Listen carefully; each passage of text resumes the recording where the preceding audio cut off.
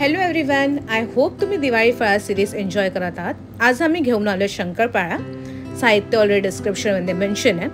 तर एका कढईत घेऊ 1 वाटी पाणी, 1 वाटी पिठी साखर आणि 1 वाटी तूप आपण ॲड करणार आहोत आणि थोडंसं मीठसुद्धा आपण ॲड करणार आहोत। नंतर हे मिश्रण चांगलं मिक्स करून घ्यायचे जोपर्यंत आपलं तूप वितळत नाही आणि ह्याला पाकासारखं नाही करायचे, पण पाणीच ठेवायचं। नंतर हे पाणी आपण चांगल्यापैकी थंड करून घेणार आहोत, कारण की जर आपण पीठ गरम पाण्यात मळलं तर आपले शंकरपाळ्या कडक होऊ शकतात। इथे आम्ही घेतले 600 ग्राम मैदा, त्यात ॲड करू वेलची पावडर आणि हे पाणी आपण थोडं थोडं करून ॲड करणार आहोत आपलं पीठ मळण्यासाठी।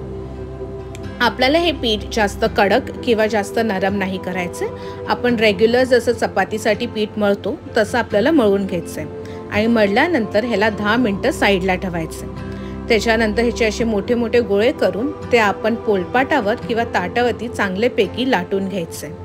नंतर शंकरपाळा कटरनी ह्याला आपण चांगल्यापैकी असे शेप देणार आहोत। तर इथे कोणाला स्क्वेअर शेप आवडतात, कोणाला डायमंड शेप आवडतात, तर आम्ही इथे करत आहोत डायमंड शेपचे शंकरपाळ्या। तर एकदा ह्याला चांगल्यापैकी कट करून चांगला शेप दिल्यानंतर आपण त्याला चांगलं फ्राय करायचं आहे, गोल्डन ब्राऊन कलर असा आल्यापर्यंत। आणि अशा प्रकारे आपले मस्त गोल्डन ब्राऊन आणि खुशखुशीत शंकरपाळ्या झाल्या तयार। So stay tune for next video. Till then, like, share, comment and follow our page. Thank you.